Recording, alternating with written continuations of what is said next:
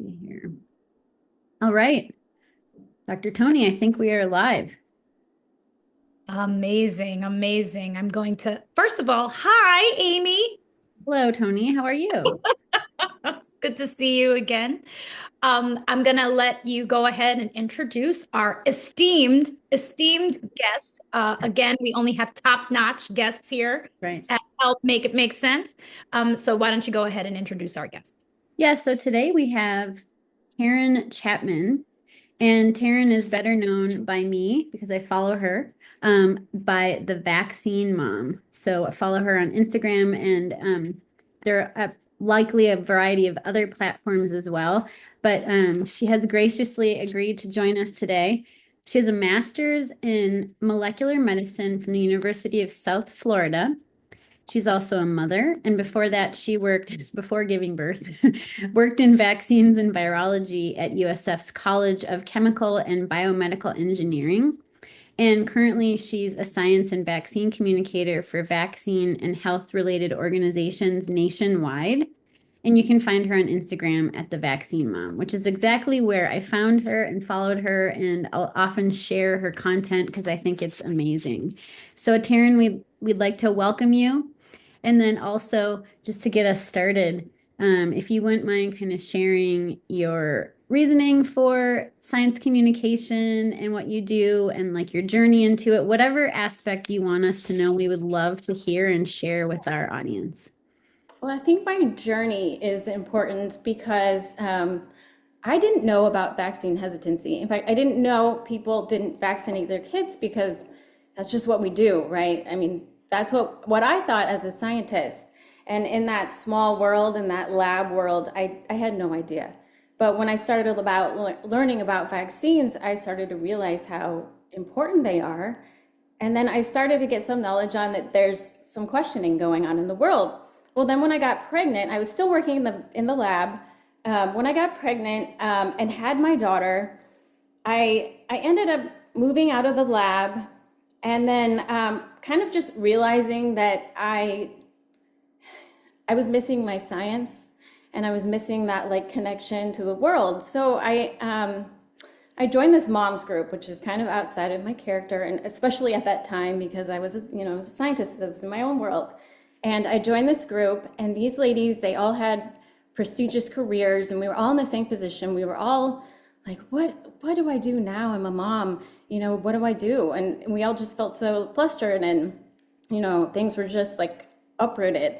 And we all started talking about our careers and how we missed our careers. And they caught on that, I was a scientist and I was working in vaccines. And then all of a sudden it was like, bam, bam, bam, question, question, question. I had no idea. I had no idea about this hesitancy stuff that was going on. So I thought, okay, there's so many questions. I'm going to create this website.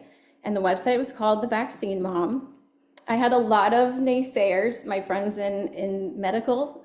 Actually, the medical people were the ones that were like, what are you going to do with this? You can't do anything with all this vaccine stuff.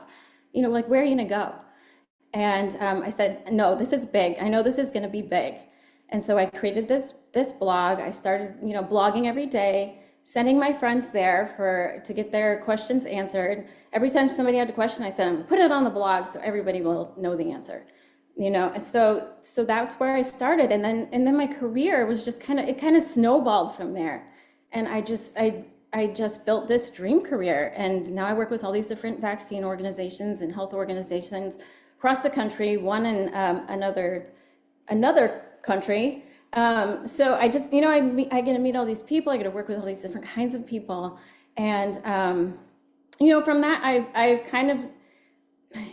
kind of developed this education career that I'm doing, but I also have this hesitancy career. So I kind of, combo them at times. And then recently I realized that we really needed to just kind of in this political times that we needed to kind of switch and look at how we can create more and better advocates.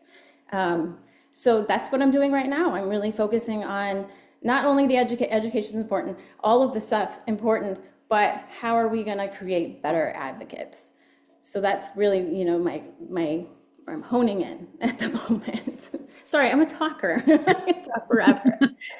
No, that's awesome. No, I think that's really important. So, along those same lines, I think it was like in 2012 is when I started doing some blogging. I don't know what year did you start? It was 2013. It was 2 months after my daughter was born. So I Mhm. just kind of gauged by her birthday. So I've been doing it 12 years now. Oh, wow. Okay. So I Yeah. started in 2012. My kids were 8 at the time. I have twins. And I just started to see, like you, vaccine hesitancy kind of come more to the light. I saw it pop up more frequently, so I started writing about it. I was also teaching at that time, so I got my PhD in 2001, so I'd had it for a while. But so same thing, just surprised by, the hesitancy, wanted to help out by adding some, evidence-based information out into the internet for people to look up. And I partnered with Immunize Colorado, which is a nonprofit here. And I did it all volunteer work. But yeah, it was surprising that the vaccine hesitancy that was out there, but now, of course, it's not surprising. It's kind of expected, unfortunately. But I agree with you that what we need to do now is create advocates and people who can go out and engage the community. Like Dr. Tony and I were talking about in several of our past podcasts with different guests, that people need to actually get out of the lab and start talking to people. So, can you explain a little bit about what your strategy is for helping people to become better advocates and to become more engaged in this type of work? And, anything that you could do that would help us as well as our listeners kind of learn more about how people can do that. Because I think that there are people that want to engage and want to advocate, but they don't really know how to get started or what the path is. Right, right. I think the first thing is you have to learn how to communicate, and that's not easy. That's not easy, especially being a scientist or a doctor or somebody that has this expertise. We're taught all these little tiny things and how everything works, right? But like, we're not taught how to explain that to a 15-year-old, and it's almost like we have to take that science down to a 2-minute explainer to somebody like my children sitting in front of me. How can I take this little, this big thing and make it in, bite-sized chunks for people to understand? So I think that's the first thing. You have to learn how to take what you know and break it down. Secondly, you have to learn how to communicate with people. You have to know. You know what? Okay, so this is one of the first things I did. I started these small groups. So I said, everybody, let's get together at the library, and we're going to talk about vaccines, and I will answer all your questions. Okay. And that was one of the hardest things I've ever had to do. And I taught some college classes. I mean, I can stand in front of a bunch of people, but sitting in front of 10 parents with babies on their laps asking me questions was one of the most difficult things I've ever had to do. And I learned so much just by doing that. The biggest thing that I learned is that people have all these fears, and these fears are rooted in their experiences that they've already had. So in talking to people, I'm saying, well, why are you afraid of this? Well, something that happened in my past is the reason why I'm afraid to vaccinate my child, right? So I kind of became a therapist. So you know what? It's funny because you can't be a therapist to everybody, but just taking the time, learning about people, learning what their fears are, really helped me, figure out how to talk to them in the way that they needed to be talked to. So that for me was the scariest thing I've ever done. It sounds like it shouldn't be scary, but it was.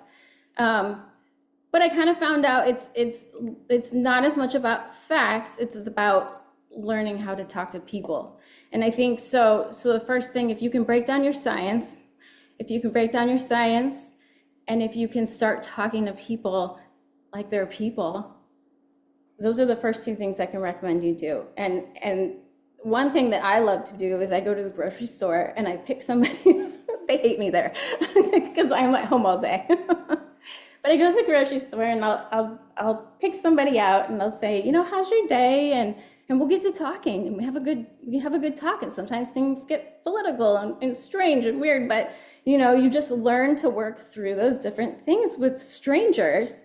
And honestly, that's some of the best experience. Those people teach me so much about how to communicate. And I'm not the best at it, but I'm learning just like everybody else. But I think communication and knowing how to break down your science in a way that's interesting and creative and trustworthy. So that would be my number one advice. I think that's amazing. And I think that, Dr. Amy and I always talk about the communication part, like the whole reason we started this was because we were like mad at our colleagues, if you will, that we're not speaking to our communities the way in which that they can receive the information properly.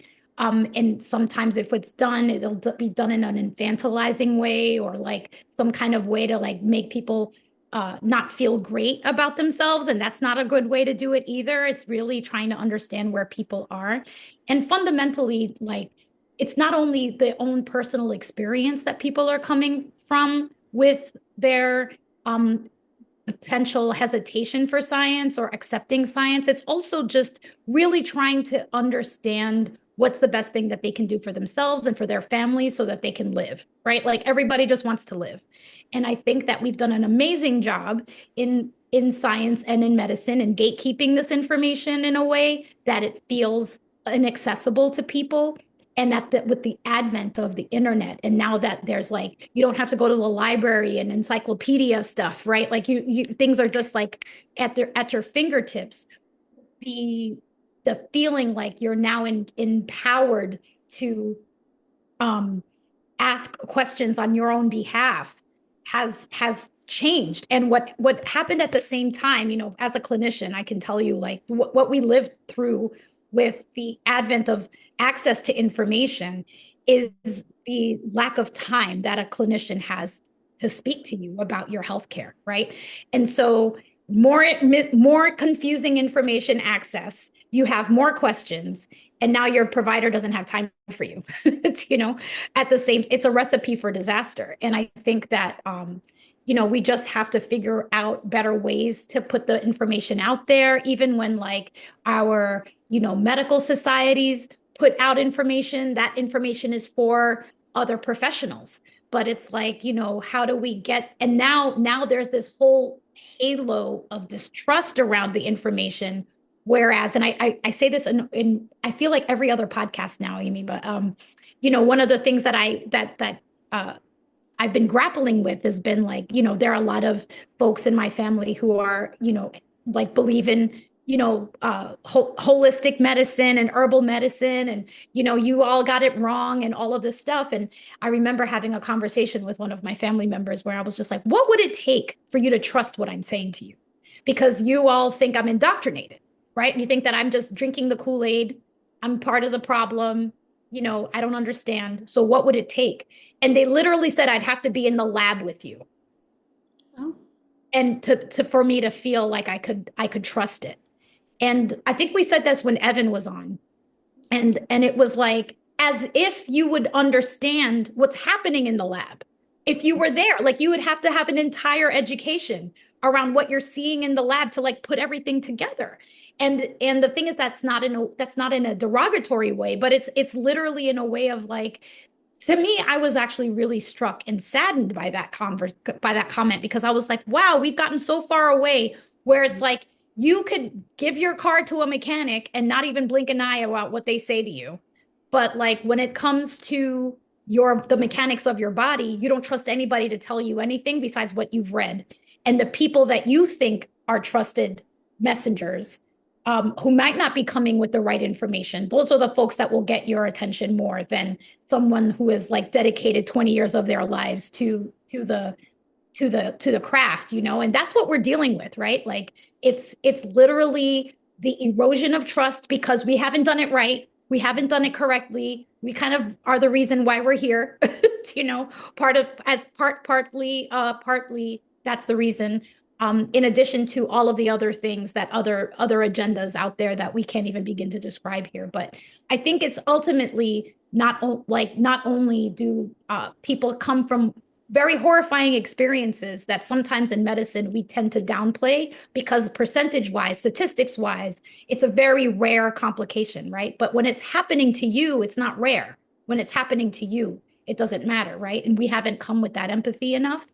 I think like in general, not enough has been done around that. But it's also just like everybody just wants to live. Like all of this sadness that's happening with this vitamin A overdosing that we're now starting to see, like that's literally because they think they're doing the right thing for their kids, you know? And so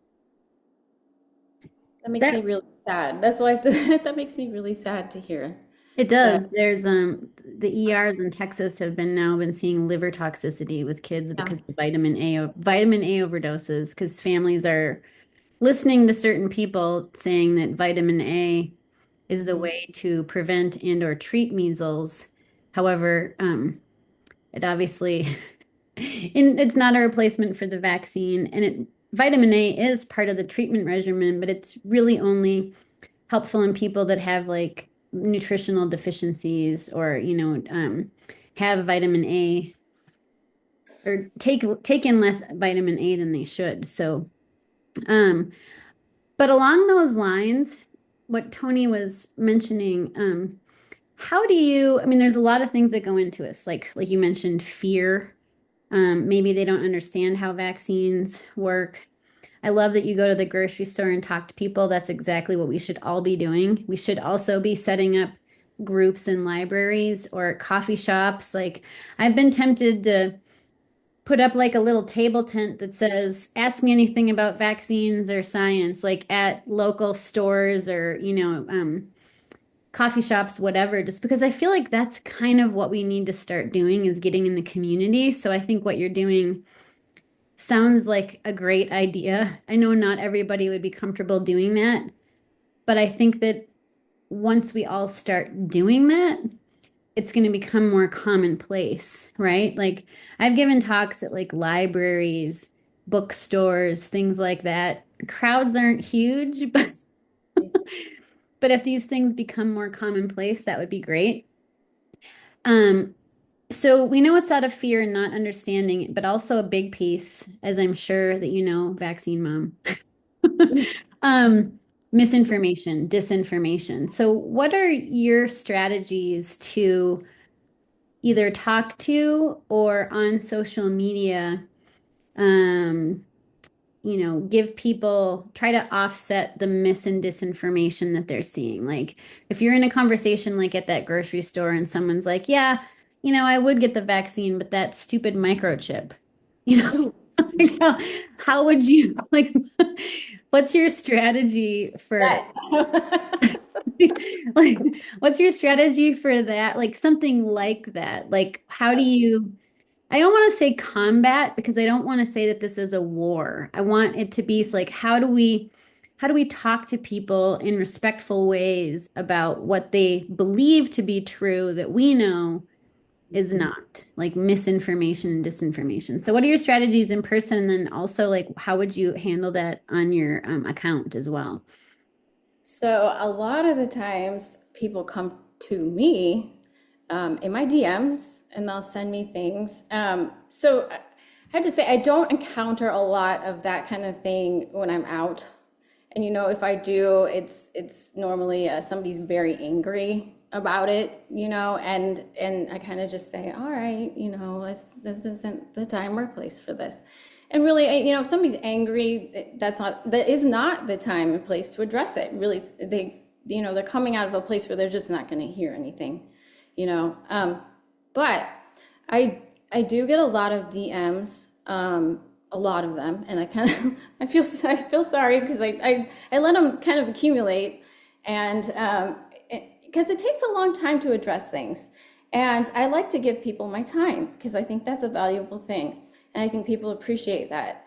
So when I do get things, I'll get a lot of like, here's a post that I saw, or here's a journal article that somebody put out. Can you read this article and tell me what this means? Or can you tell me what's going on here? And I think people have realized they can trust me now, so they do bring things to me, and that's great. And so I'll do all of that, and I'll say, oh, this post came from this person here. And I looked this person up, and she's trying to sell this. And so she has a motive, and the motive is for you to buy this product. Now she wants you to buy this product over getting vaccinated. So, let's look at this post. Okay, it's a journal article. I'll read the journal article. Here's what it says. This is not what she's saying the journal article says. So, so now, do you want to hear the science behind this? And, how can I help you feel good about getting vaccinated? So, we'll talk things through. There are some people that come to me with definite underlying, other things going on in their life. I can tell, I had somebody come to me asking about, are vaccines going to cause SIDS? And I said, no, the vaccine's not going to cause SIDS. And I said, why do you think that? And she said, well, my 3 kids are okay, but my little one's not okay. I mean, my little one is just born, and I'm afraid that she's not going to be, okay. And so we talked it through, but I said, I think that the underlying thing here is you're afraid of SIDS and not the vaccines because you got your other children vaccinated. And so, so we kind of talk about it and realize it's, about this other thing and not about vaccines, and the vaccines are going to be okay, and we need to let's get baby set up to get vaccinated ASAP, and let's talk to your doctor at that same visit about how you can make the crib safer, or there's all kinds of things that you can do about SIDS, but we know that doesn't vaccines aren't the cause of SIDS. And the other thing I like to do, and I just thought of it because I just said it, is I like to use the word I know instead of the word I believe, because I don't believe something works. I know something works. So, just even using that language with people, and just those little subtle things that you can put in there that show that, this is true, and, we want to make sure that, that I know this is true as a scientist, and you can trust me. So, that type of thing. Those sound like, I think, pretty good strategies as far as, trying to make that connection with people. I will also give people things to read. I'll often start with, depending on where they're coming from and level of expertise, or just even exposure to science.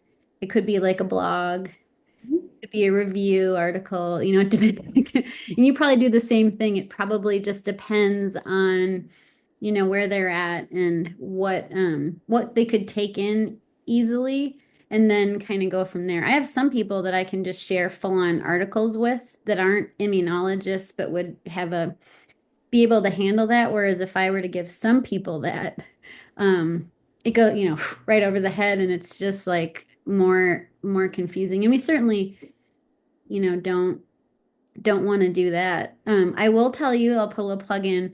Unbiased Science, we recently put on Substack an article about how vaccines do not cause SIDS, and we did all the literature review for that. So just, just a little Send that link to me if you don't mind. plug for that. Are you on Substack at all? Yes, I am.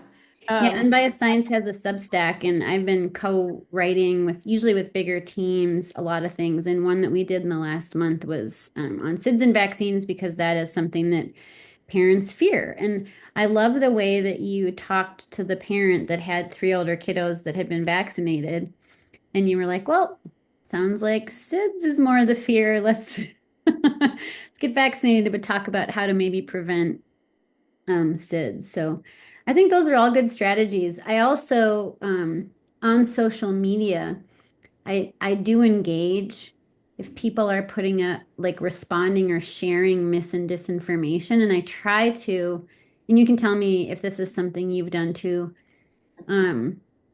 I'll see something just kind of crazy, and I'll put in like a comment, like, you know, I saw that too, and it sounds a little bit, unbelievable, or, what do you think about that? Like, do you know where this came from? Like, what's the source? Is the person who posted this like, an expert in this? Like, what's going on here? Like, help me figure out why, you needed to share this. And I do it like kind of in a, I'd say it's respectful slash playful way. Like I'm trying to not be like I'm a scientist and that's total BS. It's kind of more like leading people to like analyze, why they shared it and what about it makes them think it's believable. And some people will engage and others, but I find that that works much better than like that's total BS. This is wrong. Here's like a super confusing article that tells you why that's not real. Like I find that never works. I have a thing that I do.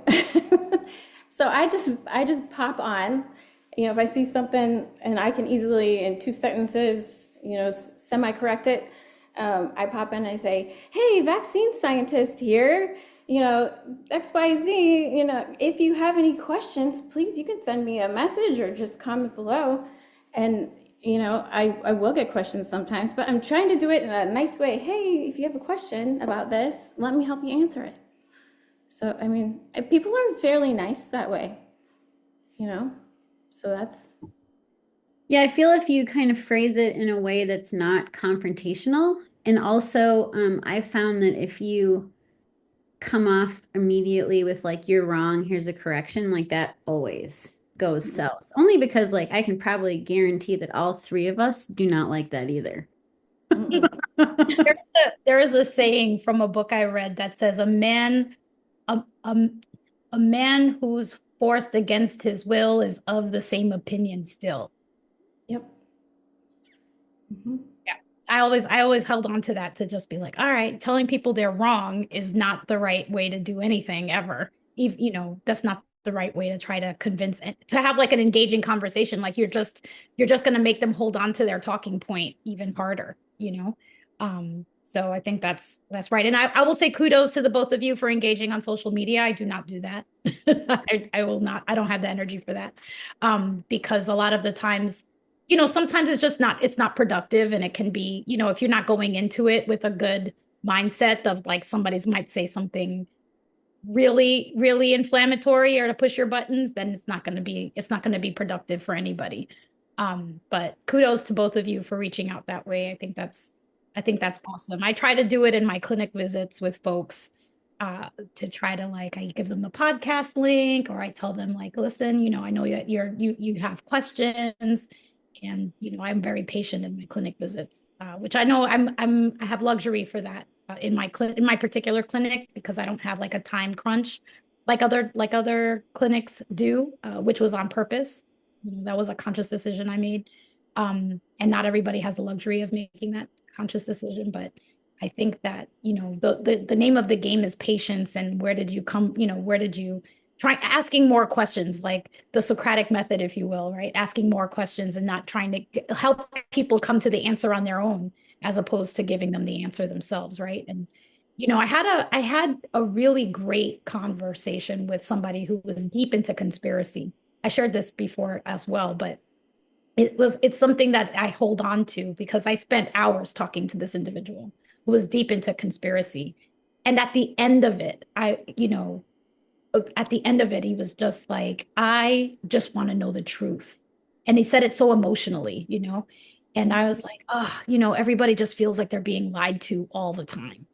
And it's just such a hard place to be. So I have a lot of empathy for folks, and understanding how confusing everything is. Like sometimes I'm like, what? I have to go kind of like research things on my own with my trusted sources, obviously, and like really my understanding of how to read an article, right? Like you go through it to just be like, all right, this headline is inflammatory, and we probably shouldn't have used that headline. And and in that respect as well, part of the battle that we're all having is the headline and media. the media battles, and the things that are being said that are just for clicks, which never used to be. We used to be in a world where you could pick up the paper and nobody knew if you were reading it or not. But now there's a digital footprint for everything, and everybody needs that in order to justify their existence. So we're just up against a lot of challenges in this time that we're in. But I guess one question I had for you, Taryn, is like, what do you want to do over the next year or so? Like, what do you see yourself trying to focus on in the next year? It's rough out there. Every 5 minutes is breaking news. So, Oh, what do you think you want to focus on in the next year or so? gosh, like you said, it's just like every day is a changing thing and unknowns and science and, you know, whether we'll have careers, I guess. And I always say I can always pivot and come up with something. I always come up with something. Um, what what I would like to do is I'd like to continue to promote ad maybe training for advocates. If there's a way that I could help help people become better advocates, and like maybe let's get more people out there. If we can get people breaking down their science better and explaining science better, and we can get more people trusting us, I think that would be huge. So if I can have a part in any of that, I would like to do that. I mean, I'm trying. It's not easy. But I'm going to continue with my social media. I always like to be, that's my creative outlet, really. I try to come up with creative ways to share information and promote advocacy and tips that, that could help you become a better advocate. That's another thing I really like to put on social media. And just, I'm going to continue to do all of the education that I do behind the scenes with doctors and scientists, and I work with coalitions and all kinds of people. So, I'm just going to continue to do all of the things that I already do, and I hopefully do them better and get as much education out there and as many people feeling confident as I can. So, That sounds awesome. One thing I was going to ask along those same lines is when you post on Instagram, what do you find is like the best strategy, or what do you find you get the most engagement with? Like, is it for you, is it by switching up what you're talking about, or have you found like themes of things that you do? Like, do you have like what's your secret sauce for your for your Instagram? my top posts are the ones that show pictures, especially pictures of, disease consequences, or, just pictures of disease itself. One of my favorite ones, and I hate saying favorite with pictures of disease, but one of the ones that actually struck me because I've never seen diphtheria before. And so just seeing pictures of what diphtheria can do and what it looks like in your throat and what it can look like on your skin, two different kinds of diphtheria, just what it looks like, I think gets people to stop. It's anything that can get somebody to stop. And, that scrolling. And it's those pictures. It's the pictures, and it's the unusual things that happen with disease that you didn't know about, because we haven't seen these diseases. People don't know that you get Koplik spots in your throat and your mouth when you have measles. They How don't. public health works. Right, right, because the vaccines are working, and so we've never seen this. Well, now will, or maybe seeing this in the future. And so I think when you can get somebody just by that picture and they're like, oh, that's diphtheria, okay, I'll get the vaccine. I think that's just the shock factor. Yeah. It's interesting that you say that, because I feel like social media works a little bit differently than when we look at like scientific research for vaccine hesitancy and for people who won't get vaccinated, because they actually find the exact opposite when they've done scientific studies on showing people that, like, people who are not getting their kids vaccinated, if they show them pictures of that stuff, it's actually shown that that doesn't have impact. I know. But I think on social media, maybe it's a different crowd. Like I know it's like 65% of people under 30 get their news, and I'm putting news in quotes for people listening, from social media. So it could be that it's a younger crowd that is like, wow, look at that. That is, I don't want that. Maybe I should stop and read about what causes that. Because I was surprised by the outcome of some of these vaccine studies as well, where they were looking to see what convinces people, and they did show that showing pictures doesn't do it.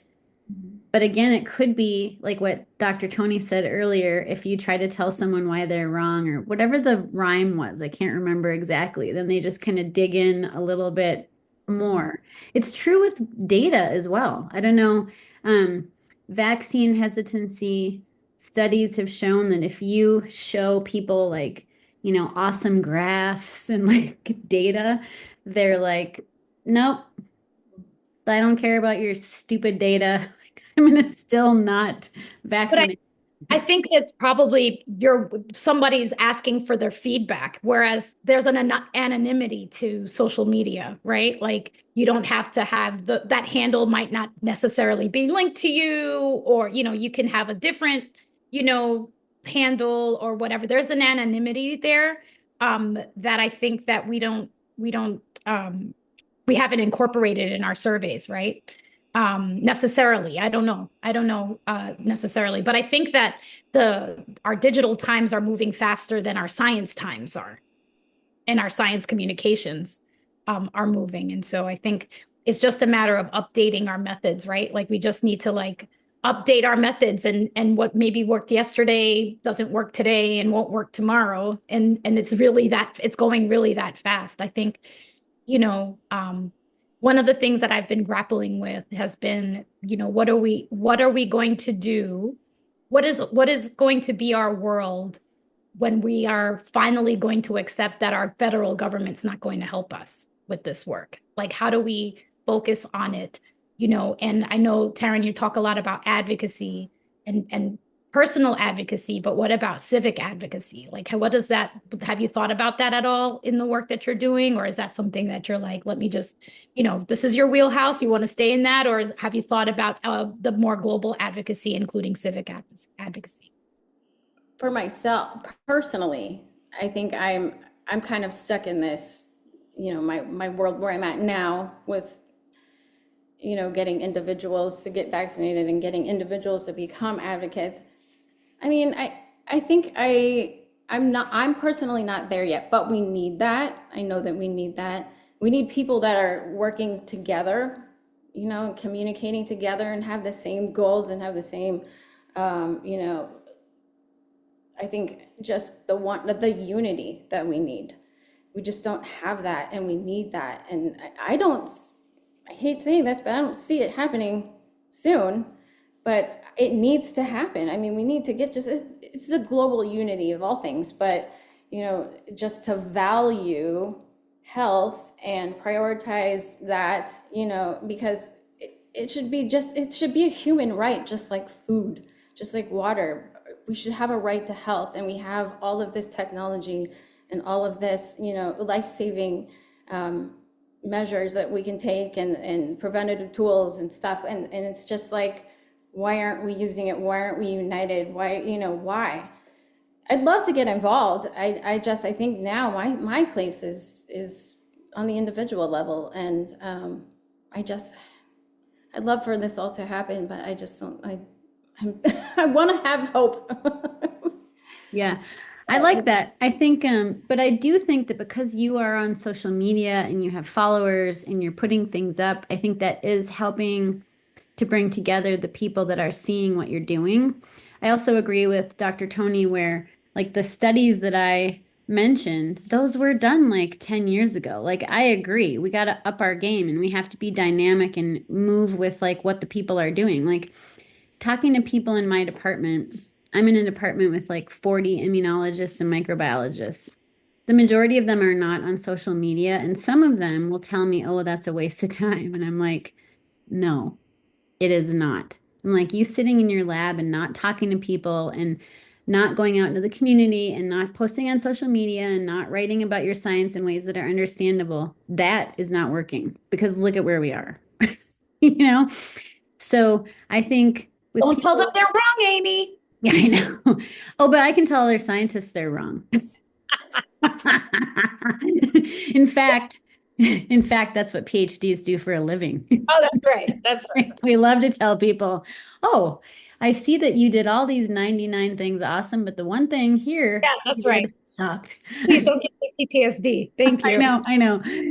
I know that brought me back to my grad school days. But anyways, I think that by putting things on social media, by putting evidence out there, by adding your evidence-based, thoughtful information to social media, that it's bringing together people and followers and things like that. So I do think that that's engaging citizens on together as far as pro science, pro vaccine. Um, I would love for there to be like the vaccine mom meetup where people could meet up. I'm just giving you ideas. Yeah, Um, that would be great. Maybe in yeah, Hawaii. that would be fun. Like, and then another thing I was going to mention to you, because I know we're going to be cognizant of people's time to make sure it is a Sunday, so we we all have other things to do. Um, there's this group we interviewed a couple of pods ago, Greg Gonsalves, who's at Yale School of Public Health, and he helped to coordinate, it's about 3,000 of us on LinkedIn, scientists and public health experts under something called Defend Public Health. So that is a way that scientists from across the country, as far as some are international, are coming together. We have Zoom meetings like once a month or so, but anyone, including you, if you're not part of it, you should absolutely join. We would welcome you and others like you. But it's writing op-eds. I'm actually doing a science communication. I'm doing a science communication training on Zoom in early mid-April, I think it is, for the group, and I think there's going to be like hundreds of people on it.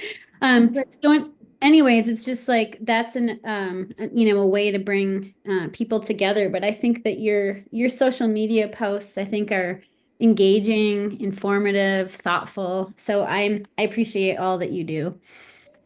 Thank you. So yeah, I Can I think ask one final question yeah, before yeah. we wrap it up? Was what have you learned from your social media posts? Like if you had like the top 3 learning points that you wanted to provide a scientist like Amy, a doctor like myself, what would you say you've learned from the posts and what people are looking for that we need to improve? Ooh, are you saying advice for? Okay, Sure. advice. Okay, 3 pieces of advice. Um, First of all, I'd say that the person that is posting or that you're looking at is not the person that you're talking to. Because, and that's not my words, but this is words that have stuck with me for years. Because everybody has their own story, and there's a reason why they say what they're saying to you online. And to not take that as I did something wrong. So that would be probably my first thing that I've learned. Let's see, the second thing,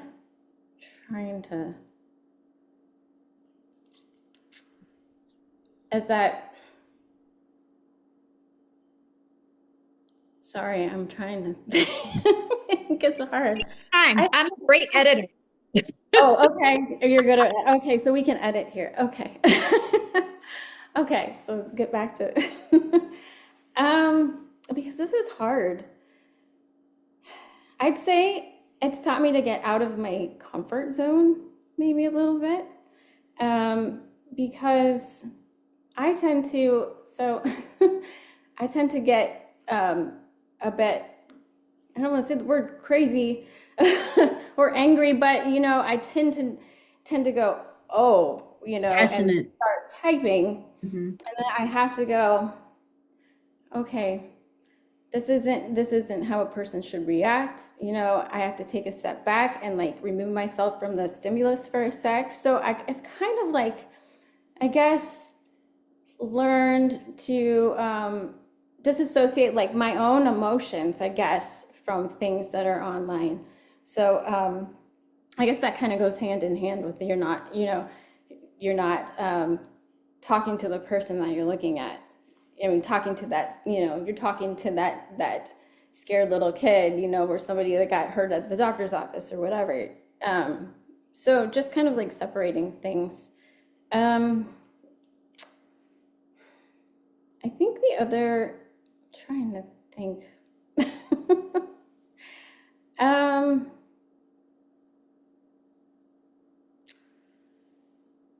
Well, I think that I don't want to put the pressure on you here. I think the first thought you had is a very profound one, right? Like, I think it's important to focus. I mean, if that's like the take home, that's a very important take home, where it's kind of like, understand that there's the words that are coming out of somebody's mouth. You shouldn't react to that because there's something behind it, right? And asking more questions if you truly want to engage, like if you're really trying to engage and trying to change a mind, it's important to dig a little deeper and have a little bit more patience and compassion. I think, yeah. I But agree. I think also when you said kind of stepping back and dissociating, that I think is true of a lot of things on social media. I will see and I'm like, "Ah," I get all passionate. And then you have to like, okay, couple breaths, calm down. This has to be like a measured, non-emotional response. So yeah, I do the same. I've gotten better at it over time because I've had to practice, unfortunately. But yeah, I think that's I that's was gonna awesome. say, I kind of thought of a third one. Um, and that is, okay, so the third one, sorry for interrupting you. Okay, so, and sorry for my brain malfunctions, but I it's all think that the third one for me is not going directly to facts.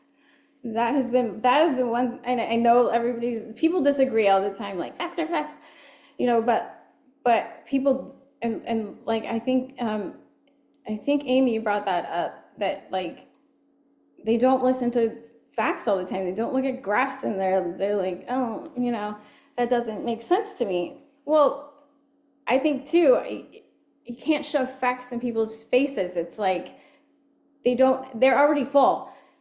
You have to tip some out before you can add a little bit more in. And it's like we have to like somehow get them to offload something before we can put the facts in. And that kind of goes along with what's going on here.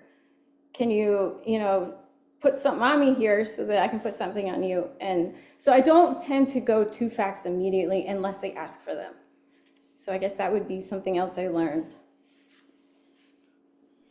No, that's great. Well, thank you. I'm just looking at some of your posts as we're chatting, and one thing I noticed is that you have very good use of like sizing and color, and it seems very and it sounds silly, but I think the way that you present the material, like the way that you present things and how aesthetically pleasing it is or how exciting it is, it makes a big difference. There are some people that have like also really good content. And this is one thing that I think scientists are not good at, where we tend to not, we don't, we're not great at graphics and things like that. And I would say that yours definitely is of a much higher echelon as far as like your graphics are really, really good, I think. Like Um, a, like a but huge. no, that's awesome. They look great. They're very appealing. It's one of the reasons why I think I'm like, oh, I'm following this person. This is good. Like I need to up my game and kind of do a little bit of this. Well, But Instagram scientists are is all boring. their We're not good at stuff. graphics. We're just and but I feel like your posts are so I think that's another thing that you do really well is the use of color and how which sounds kind of silly, but it's important. Well, that's the whole thing with branding too, And I came back so you can see if you scroll back, don't do it. But I ended up, I ended up going off Instagram for a while, and it was during COVID to focus on other things. But and then came back, and I decided to brand my Instagram with my brand colors that are on my website. And so everything is the same brand colors. And then I try to stick with the same. I'll do like a quote post that looks like this with this color. So anybody that wants to see a quote post will see it in this color with this format. And so, you can scroll through and you can see those different things. And I think that makes it easier on the eye and easier for somebody that's looking for a certain thing can go through and find that. So that's one thing I suggest if you are going to go and be an advocate on social media, come up with some colors, your game plan, how you're going to interact with people, and write it down. Like, how am I going to interact with people? Am I going to be, this person, or am I going to be funny, or am I going to be whatever it is that you could be, or how am I going to take disrespect on my page? Am I going to stop it immediately? Am I going to block them? Am I going to take it? Am I going to combat them? Whatever it is, you need to come up with who you are going to be, and you don't really stray from that. You are your voice in a sea of voices, as an advocate, and figure out who you are, and then go from there, I think. So that was when my rebranding was a whole write out of how I'm gonna handle things, who I'm gonna be, what my voice is, what colors I'm gonna use, fonts, everything. So that was my hopefully well thought out plan as an advocate. That's perfect advice. That is perfect advice. Thank you for sharing that. Yeah. Well, thanks so much for coming on. We really appreciate your time, and we appreciate all that you do to spread pro-vaccine, pro-science information. Keep it up, and I look forward to joining your meetup in the future. Oh yeah, that would be Hawaii. Absolutely. Thanks All for right. joining me. Thank you. All right.